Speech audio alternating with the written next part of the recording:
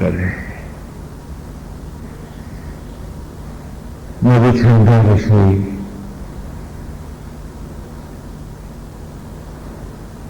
नौ सूत्र में जीवन के नाना रहस्यों को प्रकट कर चुका है। और अब मधुचंद्रा अनंत ज्योतियों में उसने कहा है कि वो लय होकर दिखाएगा।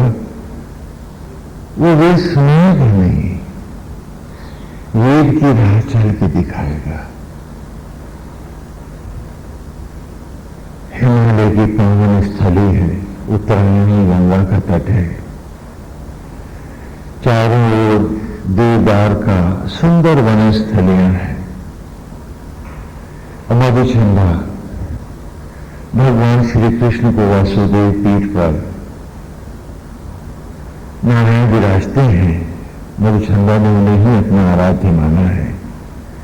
वेद व्यास संकलन कर रहे हैं और वेद की गरुड़ गंभीर रहस्यवाणी में मधुचंद्रा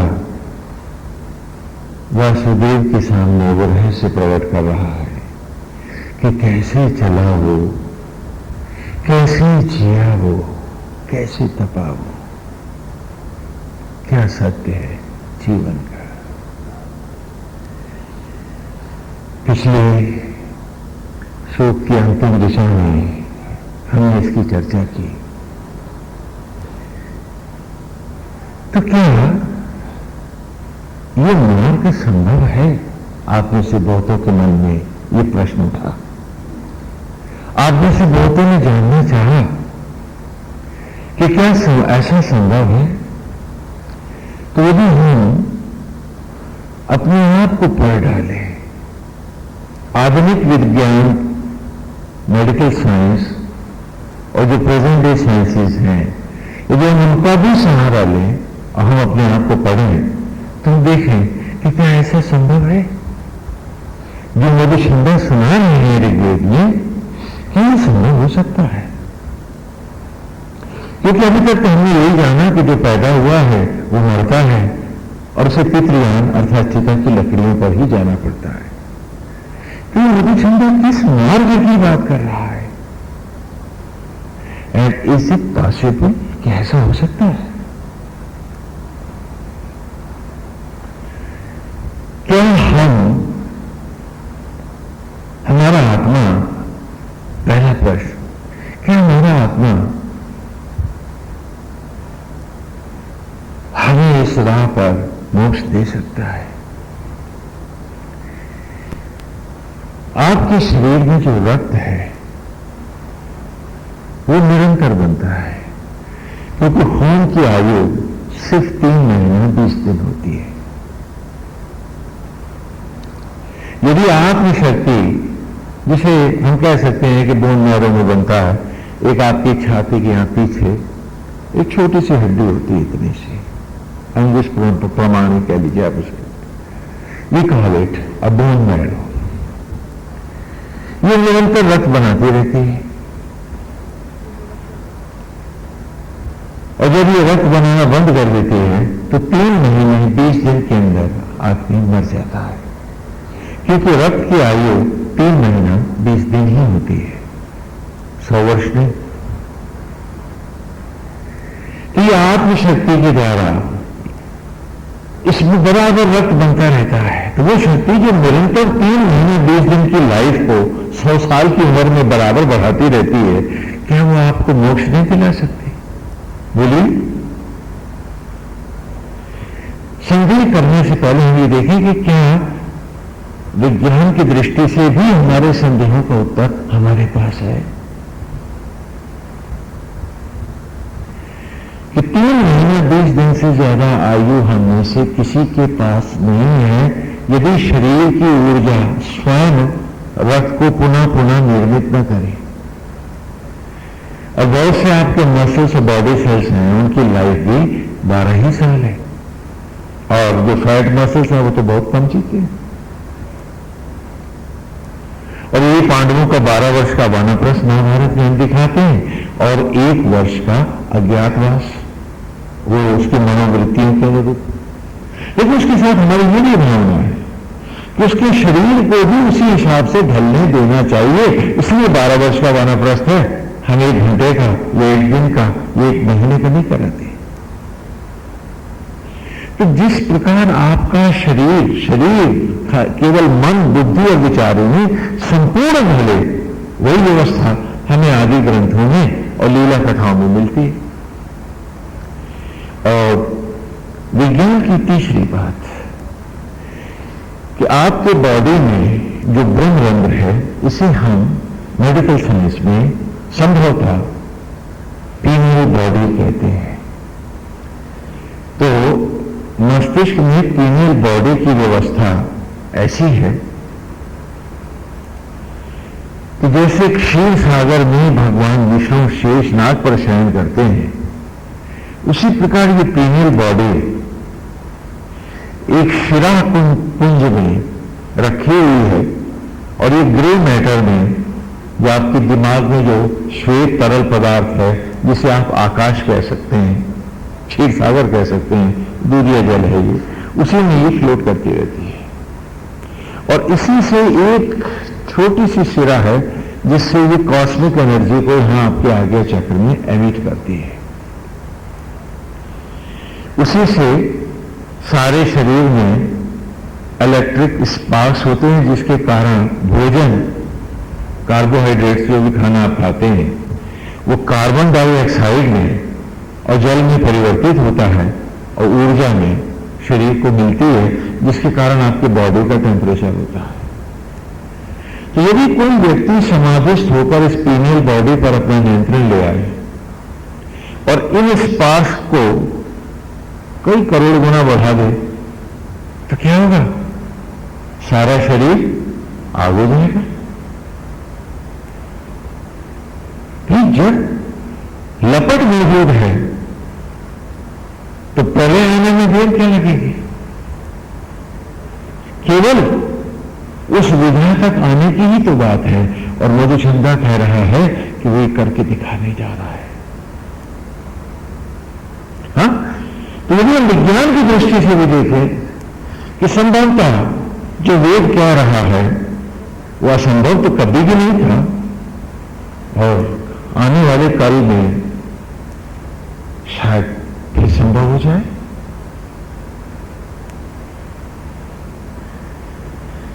मतलब ऐसी कोई बात नहीं है। अब प्रश्न ये उठता है कि हम ऐसा क्यों नहीं कर पाते हैं। उसका कारण है कि हम बहिर्मुखी हैं, हम सत्य के साथ जुड़ना नहीं चाहते हैं।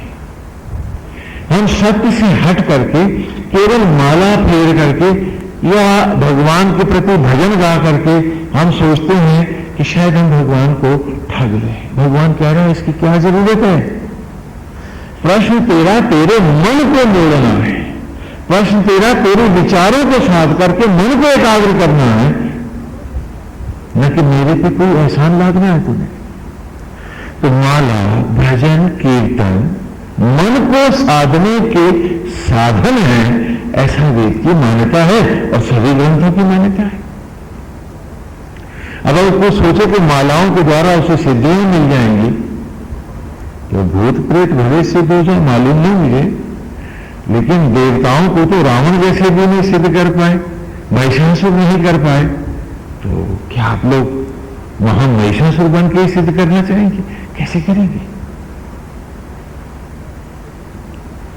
प्रश्न अपने को सिद्ध करने का है कि मैं अपने मन को एकाग्र करूं, मैं अपनी वृत्तियों पर नियंत्रण लाऊं, मैं अपने आप को संवारूं, मैं अपने आप को संभालूं, जिससे कि मेरा मन एकाग्र हो जाए।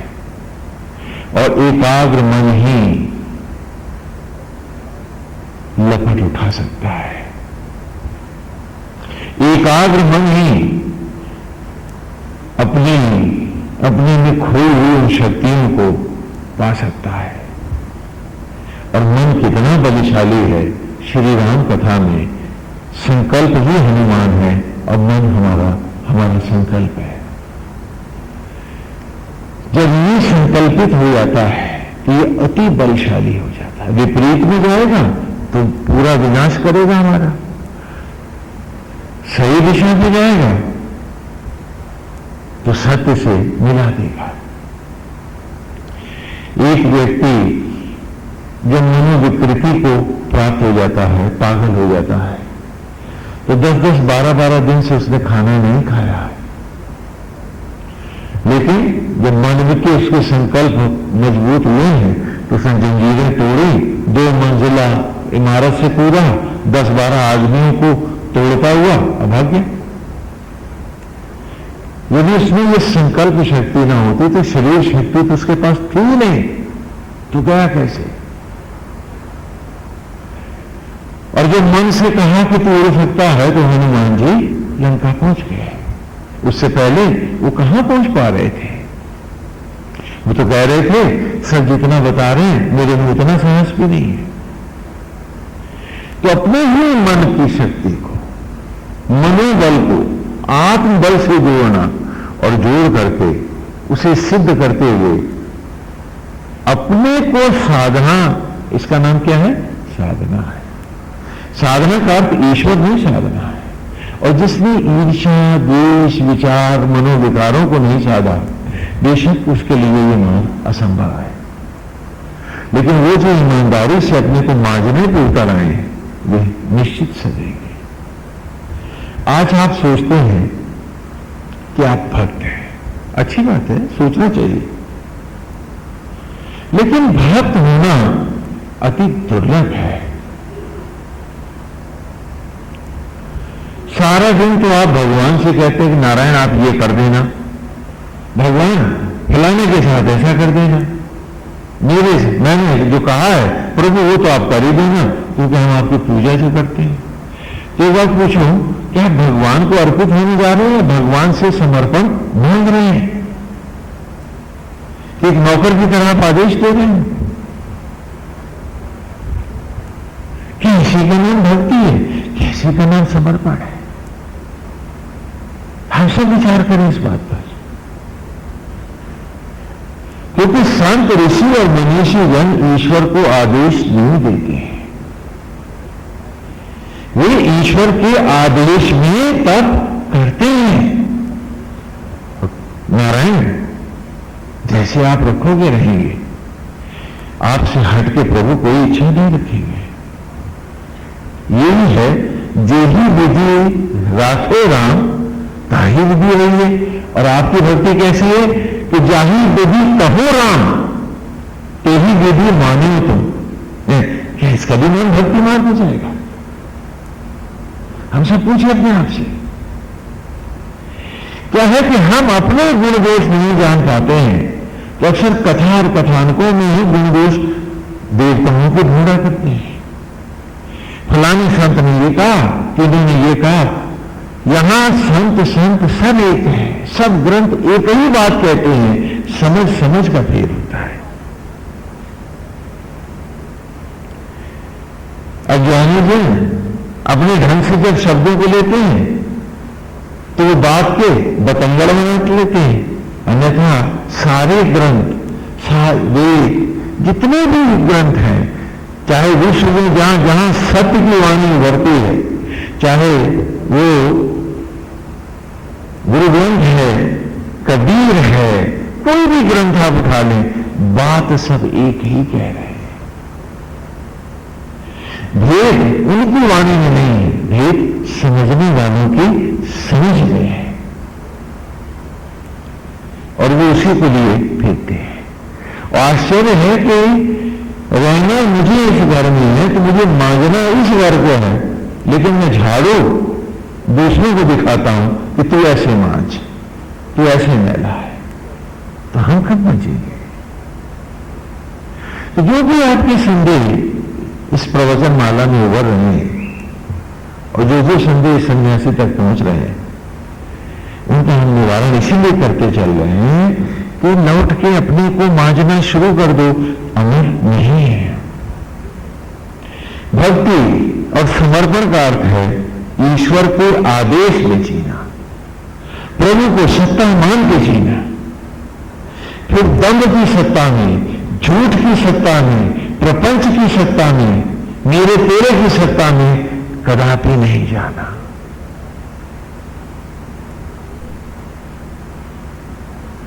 यदि ये संकल्प नहीं हमारा, तो हमारी तो इच्छा ही नहीं भगवान के रास्ते जाने की, हमारी तो इच्छा ही नहीं है भक्त बनने की। हमने तो आसक्तियों को ही सब कुछ बनाया हुआ है और उन्हें छोड़ने की हमारी चाह नहीं। तो देखिए सूरज की धूप आ रही है, क्या धूप में आग लग सकती है? हाँ, मैग्नीफाइंग ग्लास लगाओ बीच में और किरणें इकट्ठी हो जाए तो क्या होगा? नीचे जितना भूत रखा आग लग जाएगी, लपट उठ जाएगी। तो जब तक मेरे मन में ईश्वर की दी हुई शक्ति की किरणें, मेरा मन मैग्नीफाइंग ग्लास की तरह उन सब किरणों को एक ही जगह इकट्ठा नहीं करेगा, तो लपट मुझ में भी कैसे उठेगी? वो जो 10 तरफ भाग रहे हैं, उनको ये भी चाहिए, उनको वो भी चाहिए, उनको फलाने से भी ये करना है, उनको उससे भी ये पाना है, उनके मन एक दिन से एकाग्र नहीं है, उनके मन में लपट आएगी कैसे? उनको बेशक लगेगा कि ये मार्ग संभव नहीं है। मन की एकाग्रता को पाना ही साधना है। मन को एकाग्र करते समय भक्त चाहता है कि एक में ही सब कुछ पा जाए, तो मन को कहां एकाग्र करे? तो नारायण की एक सुंदर मनोहारी छवि लेता है, सुंदर छवि ले लेता है कि विचारों का शरीर पर प्रभाव पड़ता है, तो वो भी सर्वांग अपने विचारों के अनुरूप ढलने लगता है और आत्मा के भी सौंदर्य को प्राप्त हो जाता है। यदि मन आत्मा में ढले तो आत्मा सब दिखेगी। तो और फिर जब वो अपने ईश्वर को सर्वशक्तिमान, सर्वव्यापी, सर्वसमर्थ मानता है तो उसके संकल्प मजबूत होने लगते हैं। एक मनोवैज्ञानिक प्रक्रिया है अपने विचारों को, अपने मन को मजबूती देने की। इसलिए एक ऋचा में मधुचंद्रा ने जो दिया है उसमें ऐसा कुछ नहीं है कि जो आधुनिक विज्ञान में भी सिद्ध नहीं है। ये बात अलग है कि हमारे मन की एकाग्रता अभी उस तक पहुंचने में समर्थ नहीं है, क्योंकि हमारा मन एकाग्र नहीं है। मन को मैग्नीफाइंग ग्लास हम नहीं बना पाए कि हर ओर से आने वाली किरणों को वो एक ही भाव में, एक नारायण पर ही केंद्रित कर सके कि लपट उठा सके। बात इतनी है। तो माला देखी कि विचारों को साधो, माला पर बांधो, मन एकाग्र हो, न कि मालाओं से भगवान सिद्ध हो जाएंगे, ऐसा कभी नहीं कहा है। माला अमृत है, पूजा अमृत है, लेकिन यदि उसके पीछे लक्ष्य ही नहीं है, मन को एकाग्र करने का भाव ही नहीं है, तो आप सड़क पे जा रहे हैं तो लोग यही तो कहेगा भटक रहे हैं। यदि उद्देश्य है तो हाँ भी लक्ष्य है तो उसके लिए जा रहे हैं, उस लक्ष्य की पूर्ति के लिए, उस उद्देश्य को पाने के लिए सड़क पे जा रहे हैं, तो उनका जाने समझ में आता है। तो लक्ष्य को मधुचंद्रा ने इन 10 सूक्तों में बताया है कि गोविंद मैंने ऐसे मांझा है, मैंने ऐसे अपने आप को मजबूत किया है, ये साधा है मैंने अपने आप को। मैंने सत्य को भीतर देखा है और अपने से कभी झूठ नहीं बोला है। जो अपने से झूठ बोलते हैं तो उन्होंने तो बीज ही झूठ के डाल रखे हैं, तो उन्हें सत्य अर्थात ईश्वर मिलेगा कैसे? और पिछले गुरु पूर्णिमा पर हमने आपसे यही कहा था कि सिर्फ इतना संकल्प तो और ले ही लो कि अपने से झूठ नहीं बोलेंगे। तो जब बीज एक सच का पड़ जाएगा तो एक पौधा होगा, उसमें ढेरों बीज आएंगे, जो फिर सत्य के बीज गिरेंगे। तो हो सकता है कि मन की सारी फसल सत्य पर आधारित हो जाए और तुम्हारा मन केंद्रीभूत हो जाए। साधना का, नारायण के रूप का, भगवान का स्वरूप देने का भी, लीला कथाओं को देने का भी हमारा यही उद्देश्य है कि किस प्रकार हमारा मन सत्य में एकाग्र हो जाए और हम अपने से झूठ बोलना बंद करते हैं। बाहर तभी आप झूठ बोलेंगे तो वे इतना नहीं, अपने से झूठ नहीं बोलेंगे। और वो सच क्या है कि ये शरीर किसका, जिसने बनाया, तो आज से इसे नारायण की धरोहर मानेंगे, मेले नहीं करेंगे। क्या इतना सच नहीं बोलेंगे हम अपने से? ये मन, ये बुद्धि, ये विचार कभी को दिए गए हैं, इसमें कलिष्ठता को, झूठ को और प्रपंच को भीतर नहीं आने दिए।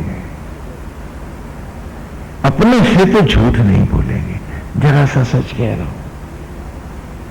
और ये घर, ये द्वार, ये परिवार जब मुझे उंगली बनानी नहीं है तो किसके हैं? किसके हैं? प्रभु के हैं। तेरे सब ईश्वर का मानकर अब इनके लिए भी भीतर झूठ नहीं रखेंगे, सिर्फ सच बोलेंगे। तो आप देखिए कितनी जल्दी बिना दवाई के आपके शरीर में रोग होंगे, क्योंकि गलत विचार शरीर को तोड़ते हैं और शरीर रोगी होता है। हर रोग का कारण जीव होता है, शरीर नहीं। वो जिस घर में बैठा है वो रोगी करता है इसे। और जब हम झूठ नहीं बोलेंगे खान पान में, रहन सहन में, आचरण में, विचार में, और जब हम जानते हैं कि बूंद बूंद रक्त वो दे रहा है, रक्त को भी निरंतर वो बना रहा है, तो 3 महीने 20 दिन की जिंदगी बरसों बरसों चल रही है, उसी की दया कृपा से जब वही चला रहा है तो हम चिंता में, क्रोध में, द्वेष में नहीं जाएंगे, उसके रूप में ही मस्त रहेंगे, तो बेशक फिर हम रोगी नहीं होंगे। और निरोग काया ही साधना की राह मजबूती से जाती है। इसीलिए बाकी ग्रंथों में व्यायाम को दिया गया है, यम, नियम, संयम, आहार, प्रत्याहार, सभी जो दिए गए, तो उनको आपने योग की संज्ञा दे दी। वो व्यायाम है, काया को निरोग करने की अवस्थाओं का नाम है। कि मन रोग से मुक्त हो, नारायण है, तो शरीर भी तो ईश्वर की ओर झुकना चाहिए, तो उसको भी हम भगवान को अर्पित करेंगे क्योंकि उसका बनाया। इतना सच बोलेंगे। और इन्हीं बातों को लेकर मधुचंद्र ने दिखाया कि मैंने इस सत्य को कभी नहीं गवाया। गुरुकुल में मुझे गुरुजनों ने पढ़ाया कि यज्ञ भीतर है, तो बाहर के यज्ञ में मैं बाहर की आसक्तियों को जलाता रहा और भीतर के यज्ञ में मैं स्वयं जलता रहा। बाहर के आचार्य और उपाचार्य को भी मैंने ईश्वर और प्राणों का सम्मान देते हुए, बाहर की सामग्री और यज्ञ में भी मैं उसी श्रद्धा से जुड़ा रहा, हे गोविंद, लेकिन अंतर के यज्ञ में मैं तो तुझी पे अर्पित होता रहा। मधुचंद्र ऋचा ऋचा पढ़ा रहा है कि मैंने जाना तू ही पिता है, क्योंकि गीता में भी वासुदेव ने कहा कि हे अर्जुन, सभी क्षेत्रों का क्षेत्रज्ञ मैं हूं। क्षेत्र कहते हैं जहां यज्ञ होता है।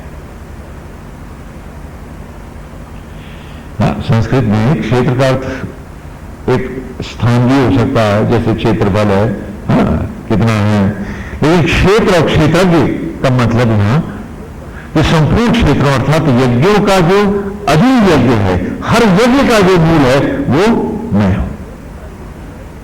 और हे अर्जुन, मैं ही सृष्टि का बीज हूं। गीता में मैं ही पिता हूं सचराचर का। तो ये गोविंद मैंने जाना, आप ही आत्मा होकर आप ही पिता है। ब्रह्म ज्वाला ही यज्ञ की ज्वाला है, और क्योंकि सारे सचराचर ने मिलकर मुझे बनाया है, तो लड्डू या हलवाई के अथवा अमुक वस्तु के, तो मैं सारे सचराचर का हुआ और या फिर प्रभु आपका हुआ। मैंने बाहर माता पिता को सम्मान दिया लीला में, लेकिन सत्य रूप में मैंने तुम्हें ही अपने माता पिता माना है। नारायण, गुरुजनों ने पढ़ाया कि मेरा सारा संसार सत्य में भीतर है, मुझे आप ही का वर्ण करना है, इसलिए बाहर के विवाहों को भी मैं केवल एक नाटक, एक औपचारिकता और एक लीला भर जानता रहा। मिलना मुझे आपसे है, वही वेद की ऋचाओं में ही मैं गूंजता रहा हूं और आप ही से जुड़ता रहा हूं। इसलिए हे गोविंद, पूर्व की तो 2 ऋचाएं ले रहे हैं, आज की ऋचा के आरंभ में कि वसु इंद्रम वसुपते गिरभीर गुणंतरिग्नयम हो वंतारम ऊतय। हे गोविंद, जब ऐसे में जिया हो, नारायण आप ही में बसा नहीं है। भले लोग आपको इतिहास पुरुष के रूप में जानते हैं, मैंने तो आपने ही परम ब्रह्म को देखा है। मैं आप ही को भजता रहा हूं। लोग आपको मथुराधीश जानते हैं, ये उस समय के हैं सो जब नारायण मथुराधीश है, गर्भदेश को नहीं हुए। लोग आपको मथुरा में ही देखते रहे, मथुराधीश के रूप में जानते रहे। लेकिन गोविंद, मैंने तो आपको अपने अंतर हृदय का रूप दिया है ना। यह मेरी चिंता के इस भाव को भी आप स्पष्ट कर लें। कहने लगे, आत्मा का रूप कैसा है, आप बता सकते हैं कोई? आत्मा का स्वरूप कैसा है? तो कहा आत्मा की मूर्त कैसी? कहा भक्त की भावना जैसी। राम के रूप में भी भजोगे तो आत्मा राम बन जाएगा, कृष्ण के रूप में भजोगे तो तुम्हारा ही आत्मा कृष्ण का स्वरूप धारण करेगा, चाहे जिस रूप में भजो। क्योंकि आत्मा तो अरूप है, निर्विकार है, अव्यक्त है, निर्गुण है। जो रूप दे दोगे उसी रूप में ढल जाएगा। एक बात बताओ, प्रकाश का क्या रूप है? एक बल्ब है, मैं जलाता हूं, उसमें प्रकाश फैल जाता है। अब बताओ प्रकाश का रूप क्या है? जब एक डब्बे में बंद करके मैं उस बल्ब को जलाता हूं तो अब प्रकाश का रूप क्या है? डब्बाकार है। गोल घड़े में रख करके मैं चला दूं तो उसकी किरणें जहां तक जाती है, तो प्रकाश का स्वरूप क्या है? गोलाकार है। और उसी बल्ब को अगर खुले आसमान में जला दूं तो अनंत हो जाएगा, रूप उसका अव्यक्त हो जाएगा। इसी प्रकार आत्मा का स्वरूप क्या है? तो कहा गोविंद, हे अतिशय सुंदर, लोग तुझे जिस भाव में भजते हैं तू उन्हीं भाव में भजता है तो तू मेरी ही आत्मा, तो मैं आत्मा को जो रूप दूंगा। तो गोविंद, धरती पर तेरे से सुंदर कोई रूप नहीं, मैंने तुझे ही अपना आराध्य बना लिया। तो भले इतिहास पुरुष जाना चाहे, तुझे जो जिस भाव में माने, मैंने तो अपनी आत्मा को तेरा रूप दिया। हे गोविंद, मैं तेरे में ही तपा हूं, हे महान, मैं तेरे में ही बसा रहा हूं। वसो इंद्रम, और हे अग्नियों के अधिपति, हे कृष्ण, कृष्ण माने अग्नि, कृष्ण माने ज्वाला, कृष्ण माने आग भी होता है। वसो इंद्रम वसुपते, मैं तुम्हें में, तुम्हारे सौंदर्य में, रूप में ही सदा बसा रहा हूं। मैंने अपनी आत्मा को तेरा रूप दिया है और फिर आत्मा से तेरा रूप लिया है तब रूप होने के लिए। तो मेरे अभीष्ट, मेरे आराध्य तुम हो गए गोविंद, मैं आत्मा में बसा रहा हूं। गिरभीर गिणंतरिग नयाम, मैंने आप ही को सब गुरुओं का गुरु माना है। गोविंद, भले आप मुझसे वेद सुनने आए हैं, मैं जानता हूं आप सब जानते हैं। ये तो वेद व्यास का मन रखने के लिए, आप संकलन के लिए यहां पधारे हैं, अन्यथा मेरे हृदय के देवता इन वेदों के विषय में आप ही जानते हैं, फिर और कौन जानता है? क्योंकि आप ही दीक्षा गुरु हैं, आप ही गुरुओं के गुरुदेव गुरु बृहस्पति हैं, और आप ही आत्मा हैं और आत्मज्ञान है, ऋग्मय संपूर्ण वेद आप हैं।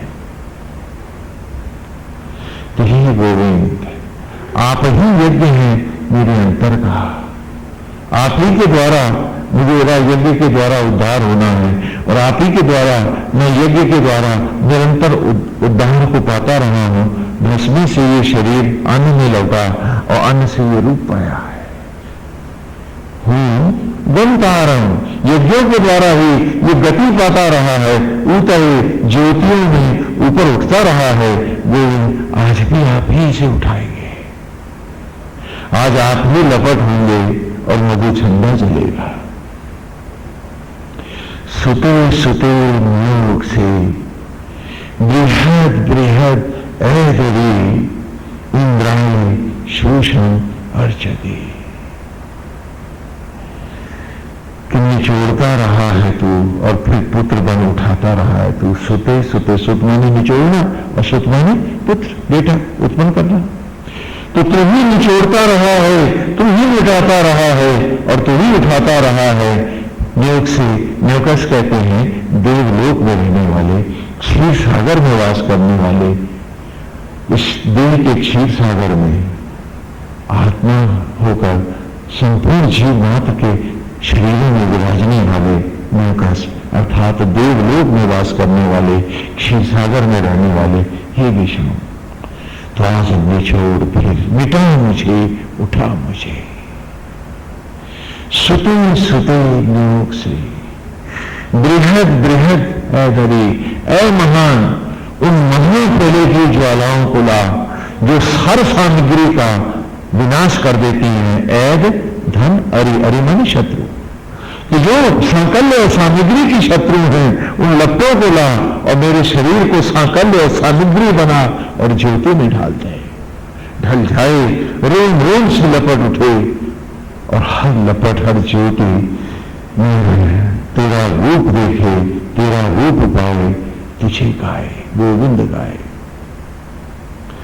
सुते सुते योग से बृहद बृहद ऐदरी इंद्राय शूषम अर्चती। आज तेरी महान रश्मि में रोम रोम यज्ञ हो, यज्ञ पूर्ण हो और ये जीव यज्ञ की पूर्णता को अर्थात मोक्ष को पाए।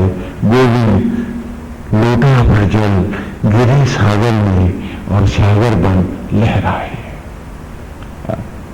आज मैं और तू दो न रहे, एक हो जाए,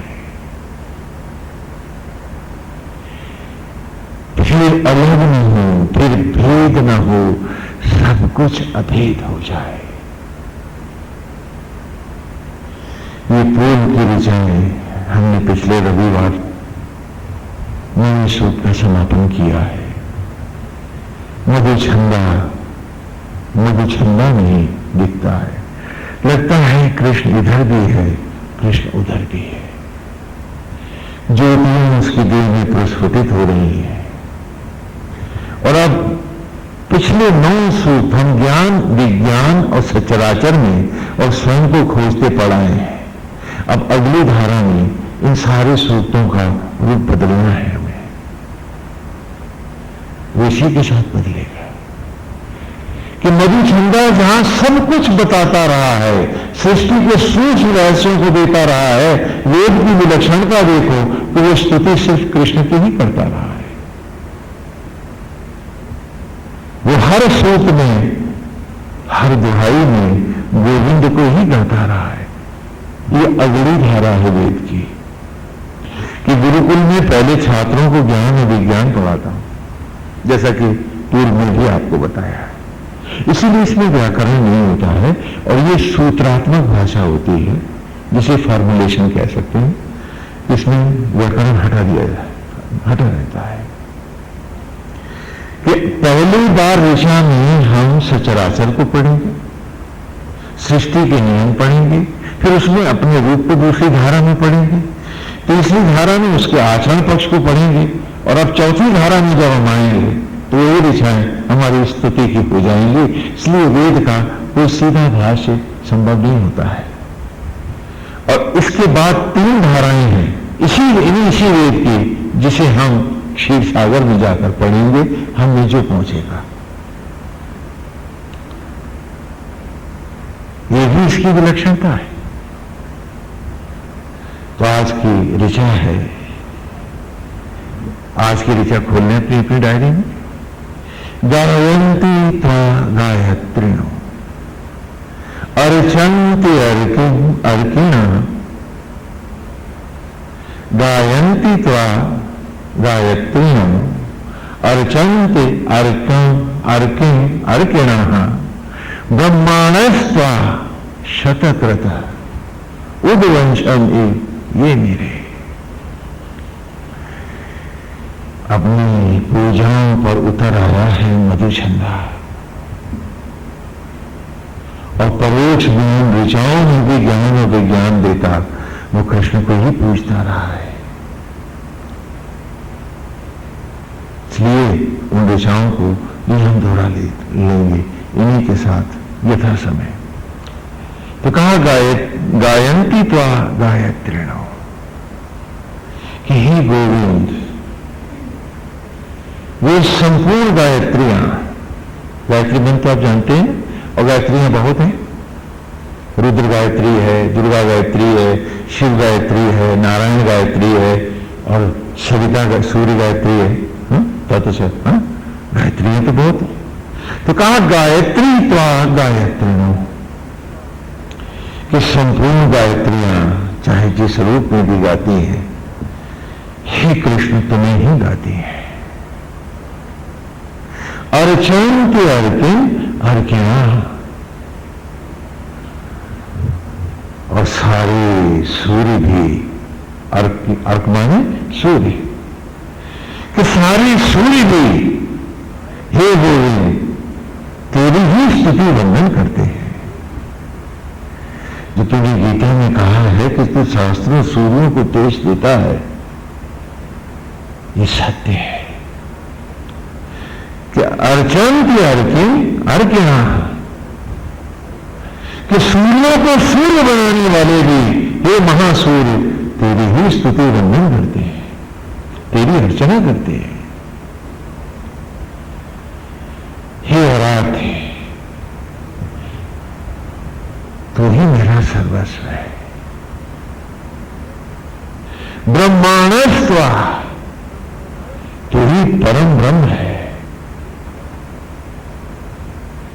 शतक्रता, और तू ही प्रलयंकर रुद्र है, महाशिव भी तू ही है। हे नारायण, हे विष्णु, तू ही ब्रह्मा है, तू ही महाशिव है। और गीता की में भगवान का कहना कि हे अर्जुन, ब्रह्मों में परम ब्रह्म, रुद्रों में शंकर, वैष्णवों में महाविष्णु, धनुर्धारियों में राम, छंदों में गायत्री, प्राणों में ओंकार, और संपूर्ण भूत प्राणियों के हृदय में वास करने वाला आत्मा हे अर्जुन मैं हूं। हमें वहां नहीं समझ आया, लेकिन यहां मधुचंदा में कितने अद्भुत ढंग से सारे 9 सूत्र में इसी सत्य को हमें पढ़ाया है।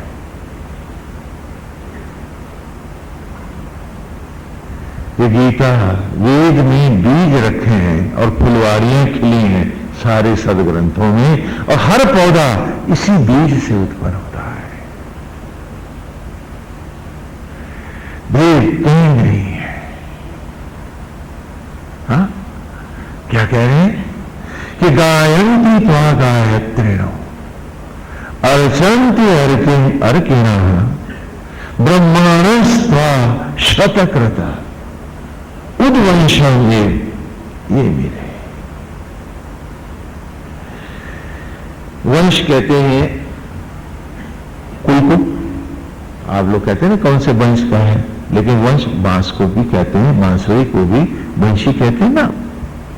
तो यहां इव शब्द है, इव माने भांति, और बांसुरी की भांति। अब में देखिए भगवान मुरली बजा रहे हैं, कभी आपने जाना कि कैसे बजा रहे? वो यहां कह रहा हो, कहा उद्वंशम मुरली, कि सारे वंशों को बांसुरी की तान पर तो ही तो जलाने वाला है। ये तन बांसुरी है और आत्मा होकर तो ही तो प्राण फूंक रहा है इसमें, तभी तो ये तन की बांसुरी बज रही है, तभी तो ये सचराचर है, ये लोक है, ये कुल है। हम तो जानते थे कि तू कोई बांसुरी बजाता है, काश हम सब जानते कि हम सब तो तेरी बांसुरियां हैं, और आत्मा होकर तू ही तो हम सबको सांस से, धड़कन से, नाद से तू ही तो बजा रहा गोविंद। और आज बांसुरियों को दम हो गया है, आज की बात कर ली थोड़ी सी, आज बांसुरी को दम है कि वो ईश्वर को बजाती है। क्यों भाई?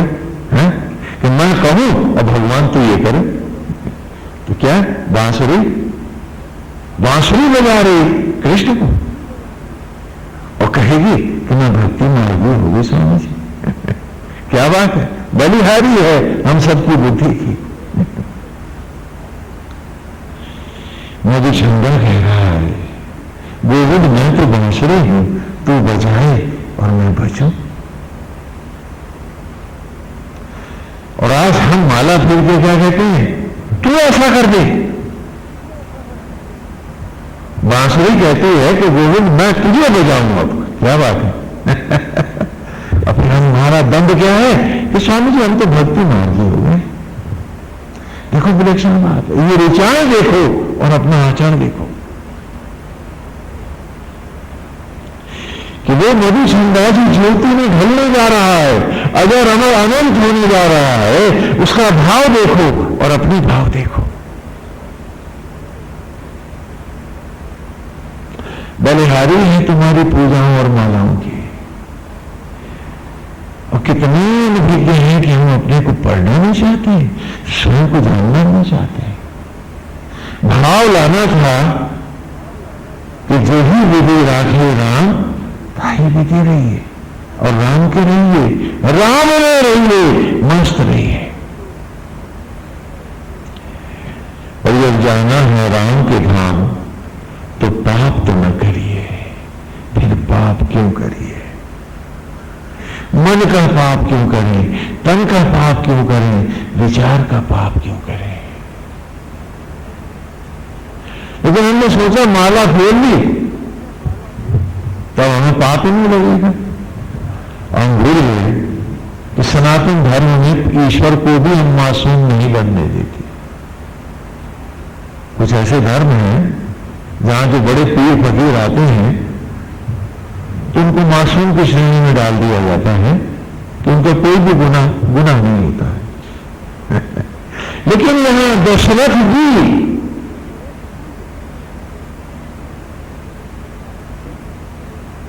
जब शब्द वेदी बाण चलाते हैं तो उनको भी पाप अपराश्चित लगता है, वो मासूम नहीं होते हैं। यहां काल को भी श्राप लगता है, यम भी अभिशप्त होते हैं, और ये नारायण कहते हैं कि मैं भी तो श्राप ही लेके आता हूं। मासूम यहां जब मैं नहीं तो तू कहां से हो जाएगा? फॉरगेट अबाउट दिस, ये सब झूठ है।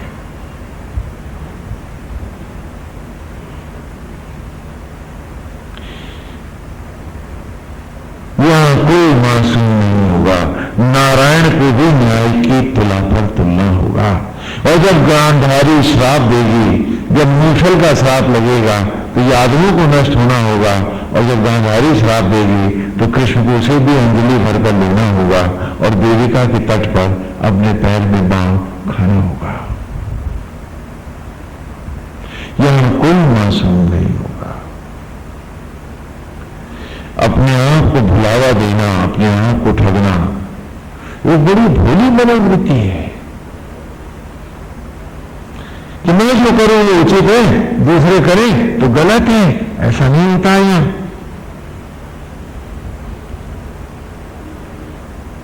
यहां भक्ति मार्ग ईश्वर को आदेश देने का नहीं है। यहां कुछ पाने का नहीं है, यहां तो समर्पित होने का, तिरोहित होने का मार्ग है जो मिलने होगा जब मैं अपनी सहज अवस्था में अपनी धरती पर अर्थात क्षीर सागर में होऊंगा। तो जब जो मिलना होगा वहां मिलेगा। यहां क्या पाना? अरे यहां तो प्रायश्चित के लिए आए हैं, तपना है और यथाशीघ्र लौट जाना है। देर हो गई तो भटकते रहेंगे जन्म जन्म। जिसने क्षण गवाया उसने करोड़ों जन्मों का आवागमन ही तो पाया। जाने फिर वो क्षण कब आएगा।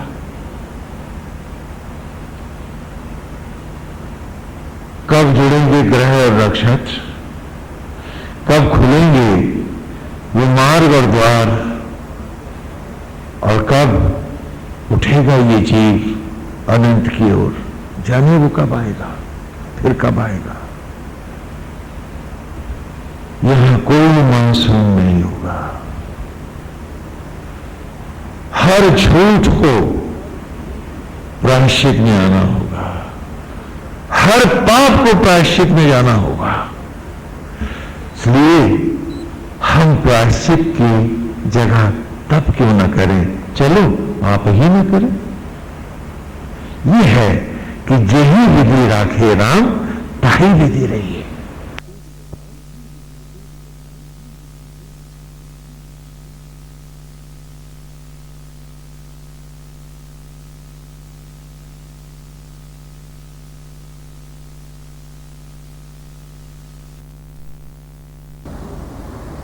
गोविंद के प्रति है, पावन तट है उत्तरायणी गंगा का। जागेश्वर एक स्थान है, तीर्थ है, जहां चारों ओर ऋषियों के आश्रम है। उत्तरायणी के तट पर मधुझंडा बिहारी है। भगवान श्री कृष्ण उनके सामने आराध्य पीठ पर बैठे हुए हैं। मधुझंडा उनकी स्तुति कर रहे हैं। पूर्व के 10 सूत्र, 9 सूत्र जो हम सुन चुके हैं, उनमें एक एक ऋचा करके उन्होंने जीवन के परम सत्य को हमारे सामने रखा है, और कितने विलक्षण रूप से रखा है कि जहां वो प्रकृति को ही मूल ग्रंथ मानते हैं, आत्मा को ही ग्रंथ का लेखक जानते हैं, और हम सब उसी किताब के अक्षर हो जाते हैं। एक एक ऋचा कर हमने अपने आप को पढ़ा है, और ये विलक्षणता है वेद की कि वेद सत्य से हट के कोई बात नहीं करता। आज हम मन चाहे धर्म, मन चाहे चीजें बना तो सकते हैं, लेकिन जरा हम विचार करें कि आज भी कुदरत से हटके हम अपने आप को एक सांस एक धड़कन नहीं दे पाए। एक तन का रोना भोंका हम नहीं बना पाए हैं कुदरत से हटके। कुदरत ही और ईश्वर ही बना रहा है। तो हम जो नए नए धर्म, नए नए सिद्धांत और संप्रदाय बना रहे हैं, हम ईमानदारी से अपने आप से पूछें कि वो प्राण कहां पाएगा, क्योंकि हम तो अपने को भी सांस नहीं दे पाए। तो ये मैन मेड क्रिएशंस में मधुचंदा की कोई आस्था नहीं है। और जो व्यक्ति सत्य की पहचान खो बैठेगा, वही तो नाना आडंबरों और संप्रदायों में फंसेगा। एक एक करके मधुचंदा ने हमारे सारे संदेहों का 9 सूक्त की इन सभी ऋचाओं में निराकरण किया है कि जैसे आत्मा मुझे भस्मी से फल और फल से वनस्पतियों के रूप में ला रहा है, एक ही मार्ग है।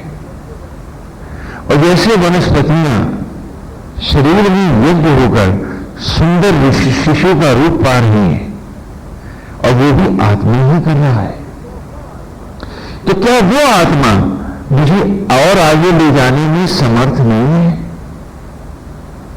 अब विचार करें। और वो आत्मा जो निरंतर हमने समाया हुआ है, रोम रोम जो हमको अपने सीने से लगाए है, सांस और धड़कन से जो हमसे लिपटा हुआ है, एक क्षण भी जो हमसे अलग नहीं हटता है, हम सो जाते हैं, आत्मा सोता नहीं है। सांसें, धड़कनें, जीवन के हर क्षण जो चला रहा है स्वयं हमारे भीतर बैठकर, जो हमारे जूठे अन्न को शबरी का राम बन वक्त में बदल रहा है, और जो माता की तरह हमारे तन के मैल को भी धो रहा है, विसर्जित कर रहा है, जिसकी गोद में हम सब बैठे हैं अपनी अपनी आत्मा। यदि वो हमारा आराध्य नहीं है, यदि वो हमारा ईश्वर नहीं है, तो और कौन होगा? आश्चर्य है कि जब मधुचंदा ने ये रहस्य खोले हैं, तभी सारे सद ग्रंथों के रहस्य अपने आप खुलते चले गए। कि भगवान वासुदेव का ये शब्द श्रीमद् भगवद गीता में श्री कृष्ण के कि हे अर्जुन, ब्रह्मो में परम ब्रह्म, रुद्रो में शंकर, वैष्णवी में महाविष्णु, छंदों में गायत्री, प्रणवी में ओंकार और संपूर्ण भूत प्राणियों के हृदय में अर्थात हम सब के हृदय में आत्मा होकर वास करने वाला हे अर्जुन मैं ही हूं, कृष्ण ही है। कितनी विचित्र बात है कि सत्य हमारे भीतर है और हम भटकते बाहर हैं। आज इन ऋचाओं से अचानक ये रहस्य हमारे सामने आया कि हम अपने आप को ही नहीं पहचान पाए और दंड भरते हैं नाना धर्मों को और किस किस को ज्ञान और विज्ञान को जानने का। मधुचंदा कह रहे हैं वासुदेव से,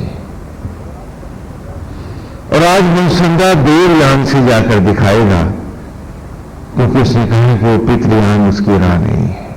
जैसे कि गीता में भी हमने पढ़ा कि दो रास्ते हैं, एक पितृयान है और दूसरा देवयान है। हमने बहुत अच्छे से इन शब्दों को भी स्पष्ट कर लिया। पितृज्ञान कौन सा है कि जहां इस शरीर के पितृ अर्थात वो पेड़ जिनके फलों से वनस्पतियों से ये शरीर बना है, वो पेड़ चिता की लकड़ियों का यान बनते हैं, पितृयान होता है चिता को, के मार्ग को जहां तुम्हारे पैर दक्षिण होते हैं, उस यान का नाम यहां पितृयान है। और दूसरा देवयान है। देव माने हम सब जानते हैं ईश्वर, आत्मा, आत्मयान है। दो रास्ते हैं, हम इन दोनों में से कोई एक रास्ता ले सकते हैं।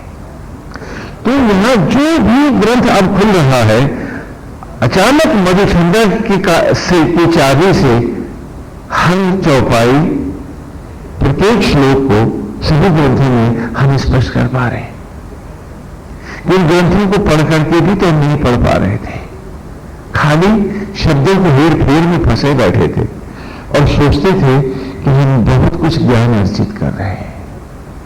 और कितने सरल ढंग से उसने हमारे सामने रखा कि न जाने कितनी बार हम पढ़े होंगे, हमने ग्रंथों को रटा होगा, अपने जब लौटे तो नए सिरे से आ आ ई पढ़ रहे थे हम।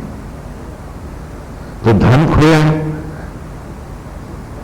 पिछली संपत्ति खोई, सचराज नाते खोए, इतनी भी नहीं खोया हमने, तो पिछला ज्ञान भी खोया। तो वो चीज जो क्षण मंदिर है, जिसने छूटना निश्चित है, हम खाली उन शब्दों के पीछे भाग रहे थे और हमने शब्दों से मर्म नहीं ढूंढा, राह नहीं खोजी। श्लोक याद है, चौपाइयां रट ली हमने, पाठ लंबे कर लेते हैं, माला भी खूब पढ़ लेते हैं, लेकिन पूछें कि क्या और पिछले जन्मे में भी तो संभव है यही सब किया होगा, तो पिछला क्यों याद नहीं है? तो उस ज्ञान का भी यहां मधुचंदा कहता है क्या प्रयोजन, जो मुझे सिर्फ भटकाए और मेरी राह खो जाए, मैं भटकता ही रहूं, तो ऐसे ज्ञान से भी क्या तात्पर्य?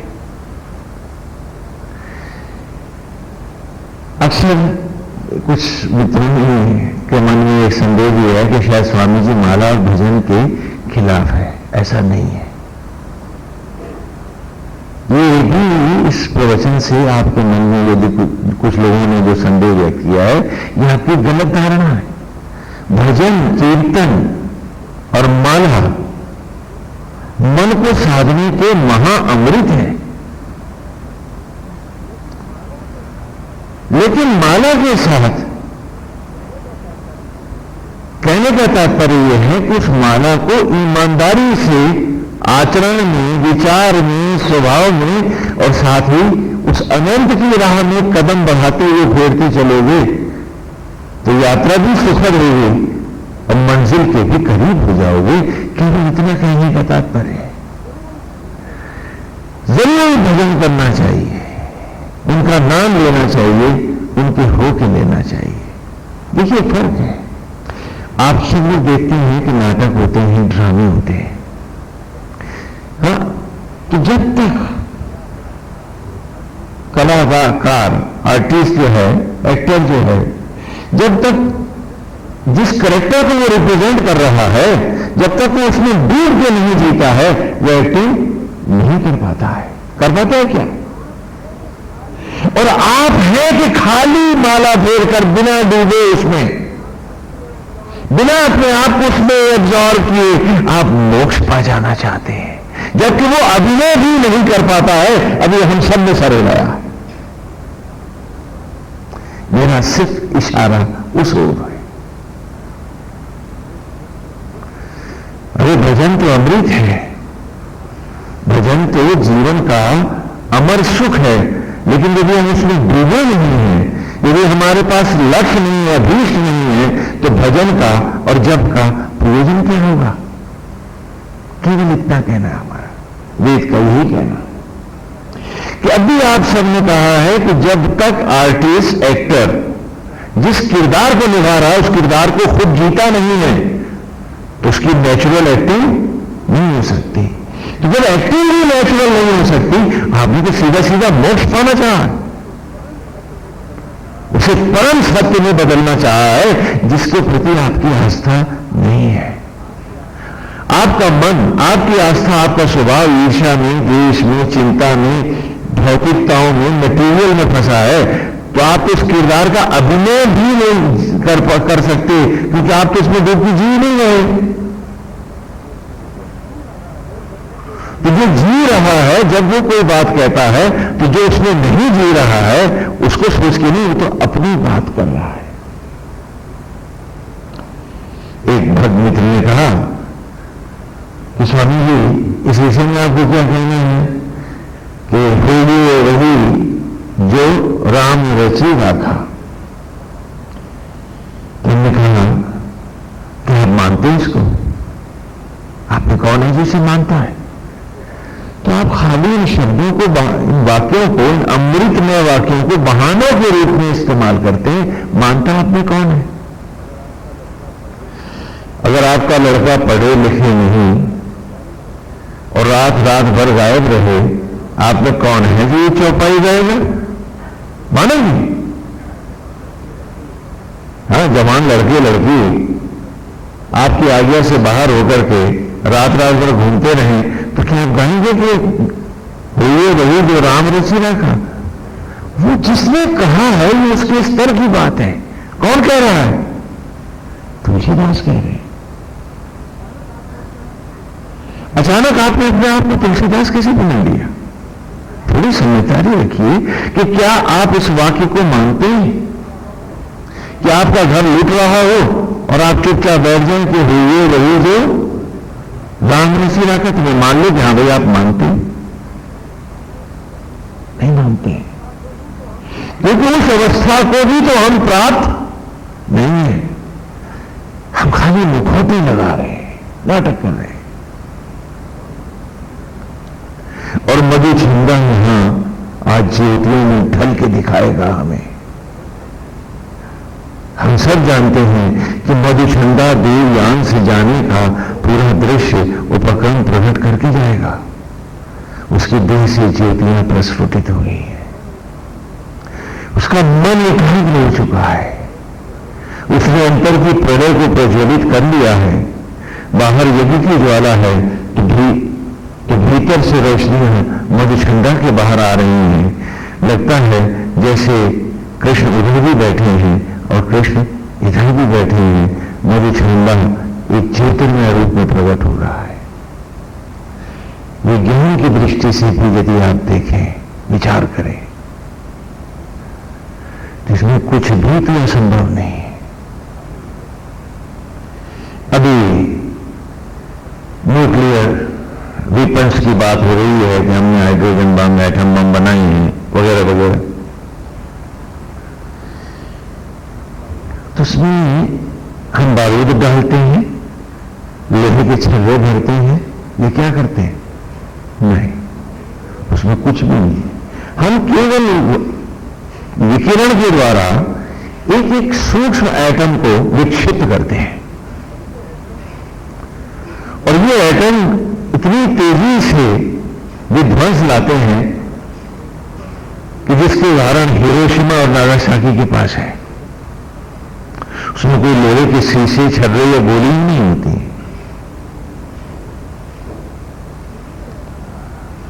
और उन्हीं एटम से आपका शरीर बना है, उन्हीं एटम से ही ये सचराचर बना है। आपके शरीर में एक कॉस्मिक ऊर्जा है जो बराबर शरीर में इलेक्ट्रोलाइटिक बैलेंसेस को बनाती है। तो स्पार्क होते हैं जिसके कारण आपके शरीर में भोजन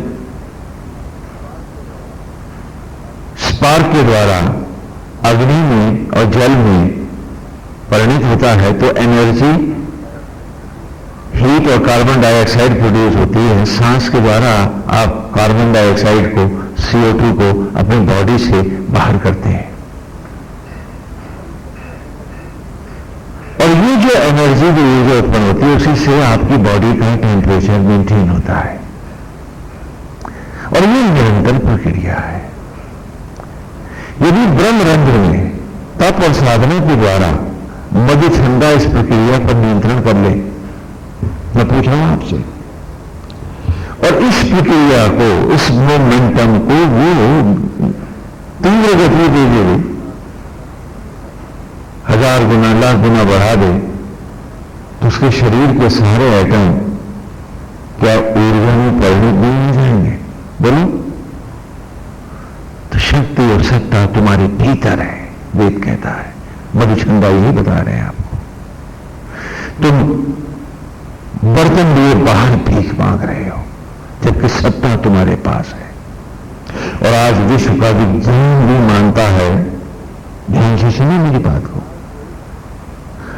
आज प्रेजेंट डे साइंस भी मानती है कि सिंगल ह्यूमन बॉडी, खाली एक मनुष्य का शरीर, हम में से किसी का भी, यदि उसका नियंत्रण कोई पाले, single human body establish now, अगर वो उसका पूरा नियंत्रण पाले तो पृथ्वी जैसे ग्रह को वो हर 3 मिनट पे डिस्ट्रॉय कर सकता है 10 साल तक। कितने साल तक? 10 साल तक, एक शरीर से। और हर 3 मिनट पे एक ग्रह नष्ट हो। और ये प्रक्रिया, ये प्रोसेस कब तक चलेगी? 10 साल तक। वेद ने ऐसा कुछ नहीं कहा है और मधुसूदन ने भी ऐसा कुछ करके नहीं दिखाया है जिसे आप ज्ञान और विज्ञान की दृष्टि से भी मत पकड़ सकते हैं। वो चमत्कार की बात भी नहीं कर रहा है, वो सिर्फ आपको आपकी खोई हुई सत्ता दिखला रहा है। और उसने अभी तक सारे ऋचाओं में एक एक ऋचा करके जो कुछ भी कहा है नेचर से प्रूव करके कहा है।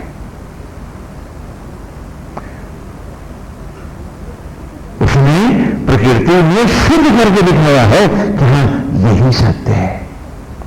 और आप सबने देखा कि खुले पन्ने हैं कुदरत के, जो पेड़ों में है, जो पौधों में है, जो ग्रह और नक्षत्रों में है, एक एक चीज को वो सब प्रमाण आपके सामने रखता रहा है। और आज यदि वो ज्योति में भी ढल रहा है तो ये कोई चमत्कार नहीं करके दिखा रहा है, आपको आपके भीतर सोए उस सत्य के दर्शन करा रहा है कि ये महासत्ता हम सबके भीतर है। यदि हम अपनी दिशाएं सही कर दें तो खाली ये जो भजन गा रहे हैं हम, इस भजन में डूब करके भजन के किरदार बन करके जीने लगे तो ये सत्ता हमसे दूर कदापि नहीं है। लेकिन हम गाते भजन हैं और किरदार निभाते हैं एक आसक्त व्यक्ति का, जो ईर्ष्या में, द्वेष में, मेरे तेरे में, ऊंच नीच में, अपने पराय में, बदले में, क्रोध और ईर्ष्या और द्वेष में फंसा बैठा है। इसलिए हम अपनी शक्तियों को, हम उस ऊर्जा को नहीं जान पाते जो आज मधुचंदा दिखाने जा रहा है। और इसी में आप देखें, पौराणिक कथाओं में ऋषि ने श्राप दिया तो वो भस्म हो गया। आप बताओ कि उन्हीं एटम से बने हैं हम। आज जिस न्यूक्लियर एनर्जी की हम बात करते हैं, तो ऋषि यदि श्राप में उसी ऊर्जा की तीव्रता को ले आए तो क्या सारा शरीर विकसित ब्रह्म में, एटम्स में डिस्पर्स नहीं हो जाएगा? तो क्या वो पूरा का पूरा रूप एटम में बदल नहीं जाएगा? और ऐसा नहीं है कि होता नहीं है, आज भी हो रहा है कि जब भी कोई ग्रह अपनी मायाओं के संतुलन से असंतुलित हो जाता है, अपने से ही अभिशप्त हो जाता है, तो वो धूम्रकेतु हो जाता है। अक्सर आपने देखा होगा पुच्छल तारे। पाश्चात्य वैज्ञानिक समझते हैं कि शायद ये हमेशा चलते रहते हैं, लेकिन वेद ने कहा है ये सत्य नहीं है। ये पुच्छल तारे वस्तुतः अपने शरीर की, बॉडी के एटम्स को स्प्लिट करते हुए विकिरण को प्राप्त हो गए, विसर्जित होते हुए महाग्रह हैं जो मायाओं के संतुलन से असंतुलित हो गए हैं, टूट गए हैं। तो अब total gravity of the planet falls on this planet which results in absolute decay of that planet. तो ये प्लैनेट हजारों सालों में भी ले सकते की परिक्रमाओं को भी प्राप्त हो सकते हैं, लेकिन धीरे धीरे इनकी बॉडी का मास हटता जाएगा, और जो धुएं की पूंछ जो आपको पीछे दिखाई पड़ रही है, वस्तुतः उनके शरीर से निकलते एटम्स हैं जो छितराते जा रहे हैं उस ग्रह में। और धीरे धीरे ये सारा ग्रह बिंदु बिंदु में विसर्जित हो जाएगा। इसी धूम्रकेतु से गीता में धूम्रमान व पितृयान की बात हमने की। इस प्रकृति में ग्रह के भी दो मार्ग है। ये तो अपने सारे शरीर को एटम में कन्वर्ट कर दे, धूम्रकेतु बन जाए, तो तुम भी चाहो तो शरीर को पितृयान पर धूम्रमान से उस धूम्रकेतु के रास्ते एटम्स में विसर्जित कर दो, भस्म के कणों में लौटा दो, धुएं में बदल दो, अथवा देवयान से आत्म ज्योतियों को अर्जित करते हुए उस परम सत्ता को पाओ, जैसे सूर्य ने पाया है। दो रास्ते। तो आज मधुचंदा जो कुछ यहां कह रहा है, ऐसा नहीं है कि जो उसको आज कोई ज्ञान या विज्ञान भी कह सके कि ये मिथ है या सत्य है। हम जानते हैं कि एक बड़ा मैग्नीफाइंग ग्लास लगा लें, सूरज की किरणों को एक ही जगह कलेक्ट कर लें, तो उसके नीचे रखी हुई चीज में आग लग जाती है।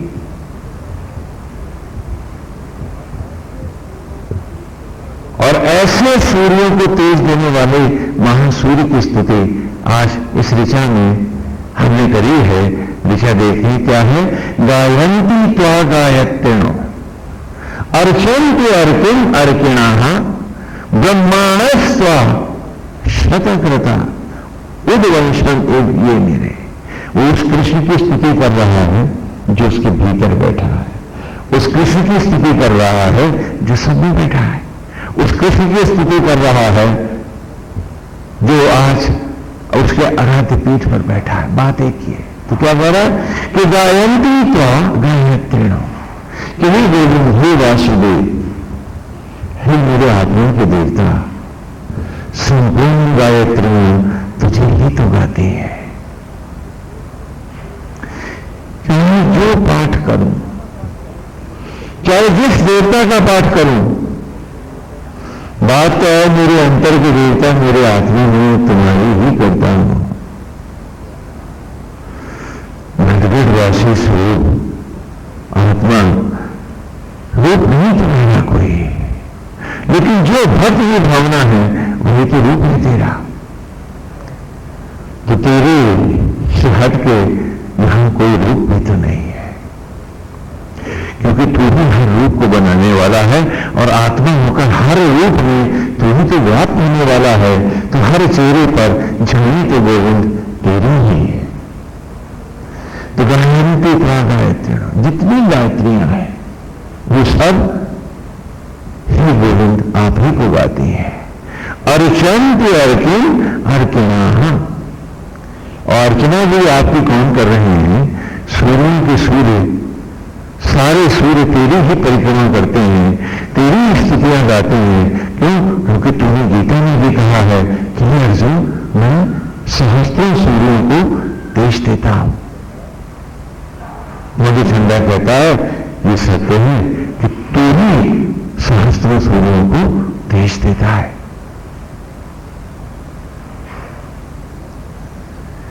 भगवान कहते हैं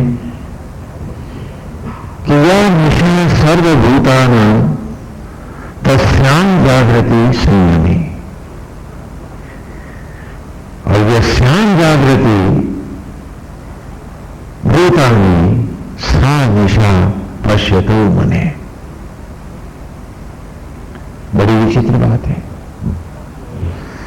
वस्तुतः सत्य और असत्य के रहस्य को उजागर करने वाला ये श्लोक है श्रीमद् भगवद गीता का,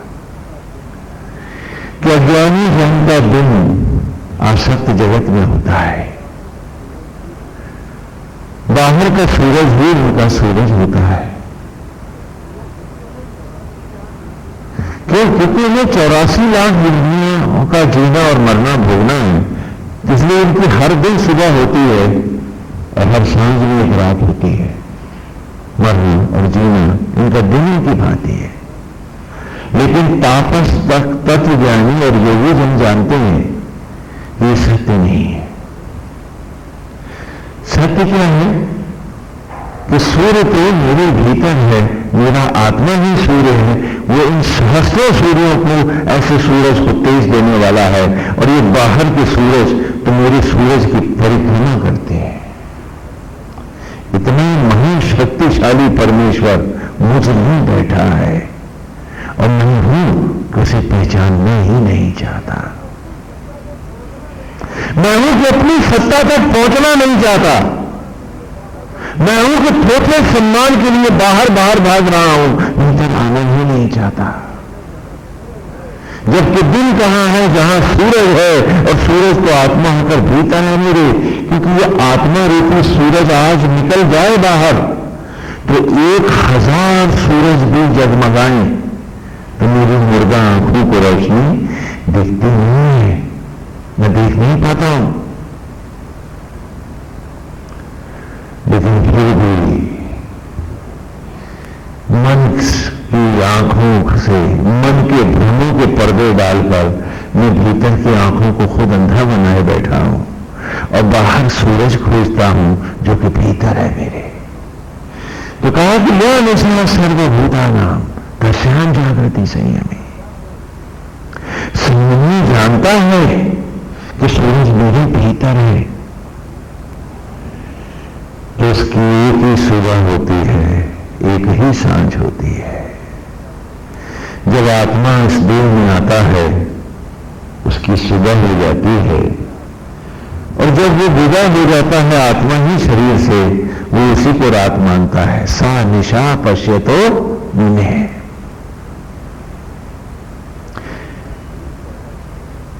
अज्ञानी जन रोज पैदा होते हैं, हर सुबह पैदा होते हैं, हर रात मरते हैं सूरज के साथ। तो वो क्यों ना जाएंगे 84 लाख योनियां भोगने? और जिन्होंने एक सत्य को देख रखा है वो भटकेगा कैसे? यही समझने की बात है कि जानते हैं कि बाहर अंधेरी रात है, ऐसे हजार सूरज जो हैं आईने भर हैं, क्योंकि इसके हटते ही उनकी चमक खत्म हो जाती है मेरी आंखों के लिए। तो जानते हैं सूरज एक है और वो कृष्ण है, और वो कृष्ण मेरे भीतर है। उसी की रोशनी हर आंख में बसी है, वो सबके भीतर है।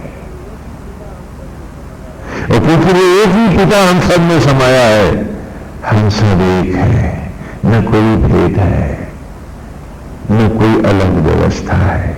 सीए राम मैं सब जग जाने, वो मानता है, गाता नहीं, वो जानता है, वो इस किरदार को जी रहा है, नाटक नहीं कर रहा है। हम तो इसको जी भी नहीं पाते हैं, हमेशा भटक जाते हैं। तो जानता है कि बाहर गहरी अंधेरी रात है, यदि बाहर रात न होती, अंधेरा न होता, तो इस आत्मा रूपी सूर्य के हटते हुए मेरे हाथ को हाथ सुझाई नहीं देता, अपना पराया कुछ भी तो दिखाई नहीं देता। तो दिन इसी से है, रात इसके हटने से है। वो अपनी सत्ता को पहचानता है, वो अपने आप को जानता है। वो जानता है कि सत्य के साथ जुड़ के जीना है, तो मुझे कृष्ण भजना नहीं है, कृष्ण बन के उसका किरदार जी के दिखाना है। वो पूजा कैसी पूजा है कि जिसमें मैं डूब के जी भी नहीं, बात इतनी कही है।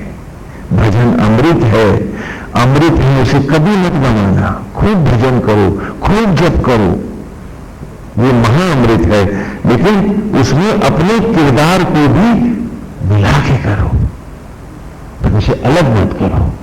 खाली इसी इतना ही कहने का तात्पर्य है। और यहां मधुचंदा ने भी यही कहा है कि अर्चंत अर्किन अर्किना, सारे सूर्यों की भी परिक्रमा, ग्रहों की, नक्षत्रों की भी पूजा, गोविंद पूजा तो तेरी है, क्यों नहीं है? तो सबका प्रयोजन भी क्या है? आज हम इसी सत्य को तो नहीं जान पाते कि चाहे हम कहीं भी जाएं। मुझे याद आता है कि एक बार एक बहुत अच्छी भक्त है, देवी नहीं है, और उनकी काफी भक्त मंडली भी है, शिष्य आदि भी है। तो एक दिन हमारे आश्रम में पढ़ी गई और कहने लगी, स्वामी जी घर में हमें शांति नहीं मिलती, यदि हम हरिद्वार चले जाएं तो कैसा रहेगा? तो उनका यहाँ रहेगी कहां पर? चले जाइए हरिद्वार, लेकिन ठहरेगी कहां, रहेगी कहां? बोले वहां सब भक्त हैं, मर जानते हैं उनको, तमाम स्थान हम कहीं भी रह सकते हैं। हमने कहा हम फिर पूछ रहे आप रहेगी कहां? कहने क्यों जाते हैं? अब हमने कहा रहेंगी तो इसी शरीर में, और इसलिए हमें पहचाना नहीं है, तो आप जाइएगा कहां? समस्या कहीं रहने में नहीं, समस्या इसको न पहचानने में है। हमने हर कोई रहता है इसी घर में, लेकिन नहीं, इसमें रहने की तमीज नहीं आई है। वो सीख लीजिए, फिर यहां रहिए या वहां रहिए, जहां भी रहिए, आपको रहने में मजा ही मजा है, क्योंकि गोविंद का पवित्र धाम, इससे बड़ा तीर्थ, इससे बड़ा देवालय और क्या होगा जिसकी हर ईंट स्वयं परमेश्वर रख रहा, बना रहा है इसको। बोलो, भागने से होता नहीं है कुछ, क्योंकि जिनको इसमें न रहना आया उन्हें कहीं न रहना आया। आप रहेंगे कहां? आपका कहना इससे ये तकलीफ है, उससे ये कुछ नहीं, आपको रहने की तमीज नहीं है। आप अपने कमरे में बैठे हैं, तेज आंधी आ गई है, चारों तरफ से तूफान खड़ा हो गया है, कालीन बढ़िया आपका बिछा, दौड़ के आप खिड़कियां बंद करते, रोशनदान भी डाउन कर देते हैं। जो खराब नहीं हो जाएगा सब। और इस घर के खिड़की दरवाजे आपको बंद करने ना आए, तभी तो आप परेशान हो गए थे फलानी जगह पे ढिकानी जगह पे। क्यों भाई, अरे खिड़कियां यहां भी बंद कर लेते, इतनी तमीज नहीं सीख पाए तो कहां जाइएगा, कहां रहिएगा आपको वही शांति नहीं मिलेगी। क्यों? क्योंकि आपने उस सत्ता को, परमेश्वर को और भगवान के बनाए इस मंदिर को नहीं पहचाना है। जो तन है आपका, इसे तो आप मैला मैला कर रहे हैं और समझते हैं बड़े भारी चौधरी बन रहे हैं, बड़ी भारी प्रेस्टीज उठ गई है हमारी। And you have become abused to your own self, उसको आप अचीवमेंट मान रहे हैं। और जब प्रभु के इस धाम का सम्मान ही आप नहीं कर पाए तो ईश्वर आपके ऊपर अगला विश्वास क्या कर पाएगा। आप मन चाहे सिद्धांत बना लें, गीत गा लें, लेकिन कुदरत से हट के आप अपने तन का एक रोया नहीं बना सकते हैं। तो आपके बनाए सिद्धांत, आपके बनाए धर्म, आपके बनाई ये कहानियां कहां से प्राण पाएंगे, ये जिंदा कैसे होंगे? क्योंकि इस कुदरत से हट के आप भी जिंदा नहीं है, एक सांस, एक धड़कन नहीं है आपके पास। यही कह रहा हूं मैं बुझंदा कि बहु नहीं जिया तुम में, हर क्षण तपा तुम में, मेरा तुम ही आराध्य रहा है और मेरा हर किरदार डूबा तुझ में। तो इससे हटके तो मैंने सांस भी न ली। इसलिए काश देख तेरे ही ज्ञान से, देव अर्थात आप ही ज्ञान से मैं तुझे जाके दिखा रहा हूं।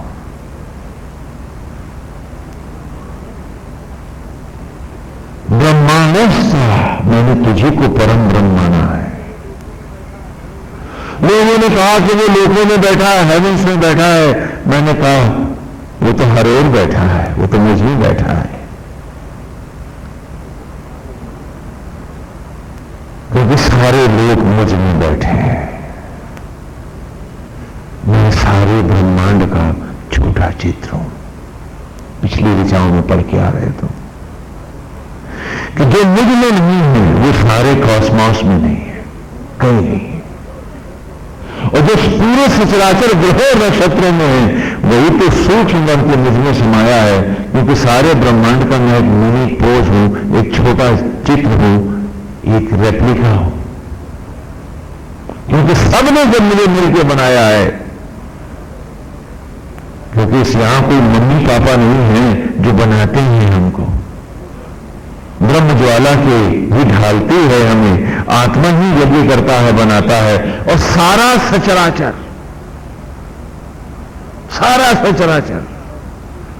जब अपना अपना अंश दान देता है तो सारा सचराचर मुझ में ही तो है, सबके अंश मुझ में आए हुए हैं। इसमें ग्रहों और नक्षत्रों की किरणें हैं। भले मैं माता के गर्भ में था तो क्या अंशदान तो सभी का मिल रहा था मुझे। मट्टी, क्षिति, जल, पावक, गगन सनी पांचों तत्व लगे हैं। गायों के थन का दूध मिला है, उसी से मैं बना हूं। कोई एक कहे कि उसने मुझे बनाया है तो बेशक वो भी अंधा है और मुझे भी अंधा कर रहा है। तो जब सारे सचराचर ने मुझे मिलकर बनाया है और मुझको बनाने वाला, हाँ, चौथे सूत्र की पहली ऋचा में हमने पढ़ा कि स्वरूप उपकृत नहीं होता है, कि वो आत्मा होकर मुझ में बैठा हुआ है। तो वो जो बाहर है हर ओर, वही तो है सब मुझ में। आपने देखा इंग्लैंड है, अमेरिका है, बहुत बड़ा देश है और उसका इतिहास भी बहुत लंबा चौड़ा है। लेकिन आप एक छोटी सी किताब में सारा नहीं पढ़ते क्या? क्लासरूम में बैठ के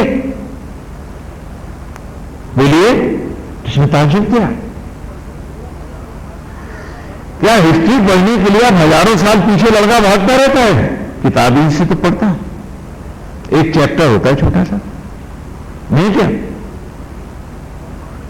और सारे ब्रह्मांड को पढ़ने के लिए एक ग्लोब में पूरे में पढ़ नहीं लेता, और उस पूरे ग्लोब में पूरा यूनिवर्स नहीं होता क्या? तो उसी तरह I can read the whole by peeping in within my own self. I can read.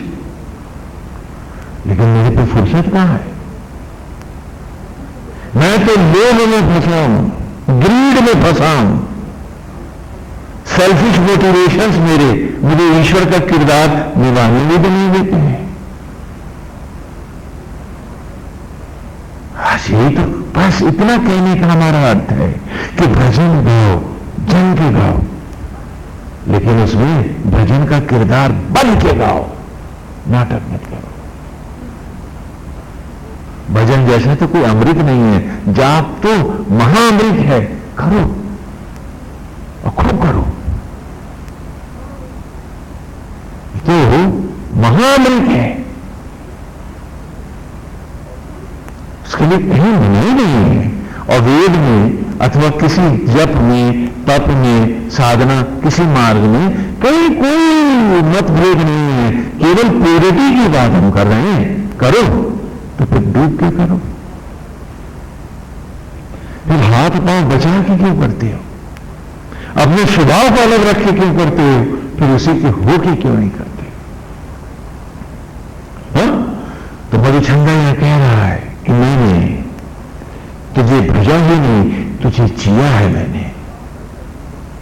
और ये वेद ने कहा कि बाहर का जीवन तुम्हारा क्या है?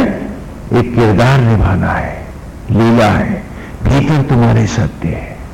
उसको फिर से एक बार समझिए कि रामलीला का मंच है, बहुत सुंदर मंच लगा है, अच्छे से समझ लें और सारे संदेहों का निराकरण करें, क्योंकि आगे फिर हम अनंत की राह चलना चाहेंगे मधुचंदा के साथ। इसलिए चाहते हैं कि आप सब अपने हर एक संदेह को मिटा डालें,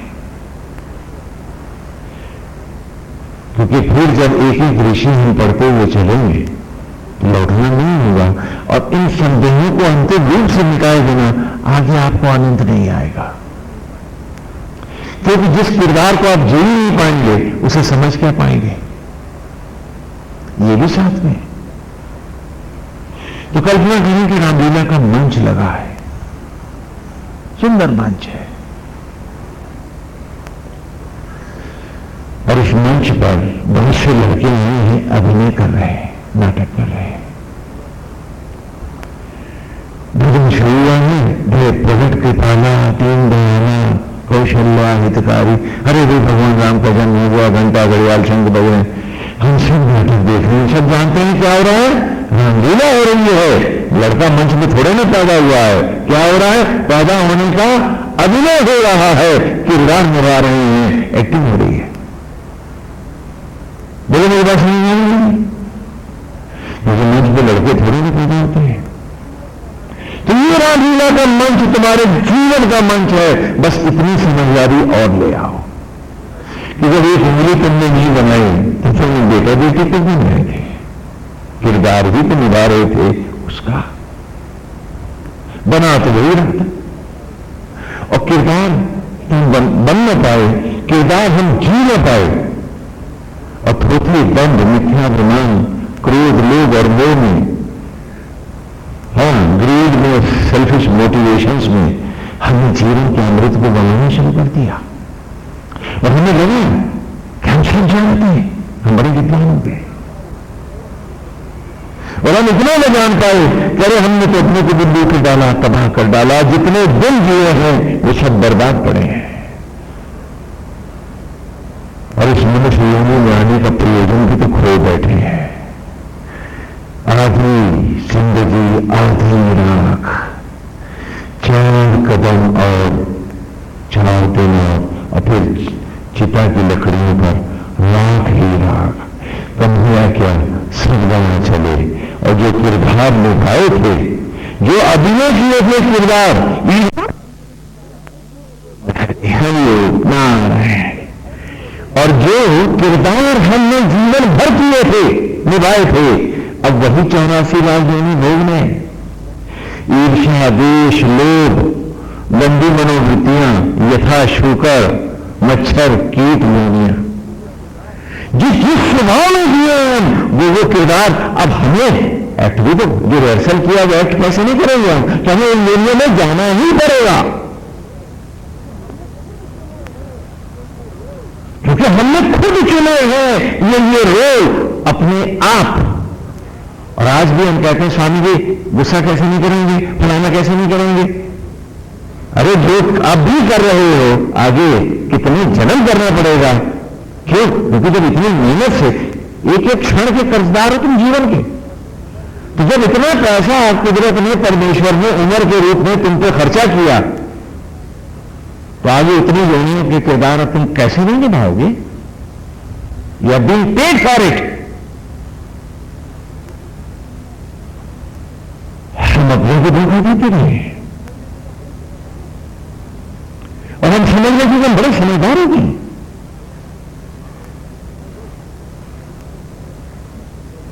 क्यों? क्योंकि हम तो केवल उन सत्संगों में जाते थे जहां रस भरी बातें होती हैं, जहां बड़ी रसीली बातें होती हैं, वहां ज्यादा रस मिलता है। मैं आपसे पूछूं, आप स्कूटर से घर जा रहे हो और साथ में आपने आइसक्रीम खरीदी है, अब क्या आप स्कूटर चलाते हुए आइसक्रीम का भी रस लेते हुए घर तक पहुंच सकते हो? थाने के बाद अस्पताल में हो गए नहीं क्या? तो समझदारी इसी का नाम तो होगा कि भाई जब घर पहुंचेंगे तो रस ले लेंगे। बोलो,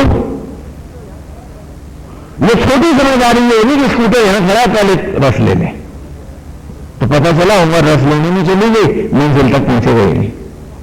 दोनों अवस्थाएं आपकी भ्रमित है।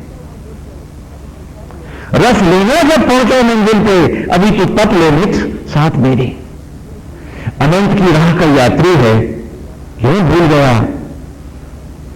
कि यात्रा भी बहुत लंबी है, ये तो अनंत का राह है। ये यात्रा अगर नया यात्रा न होती, ये यात्रा अगर यात्रा न होती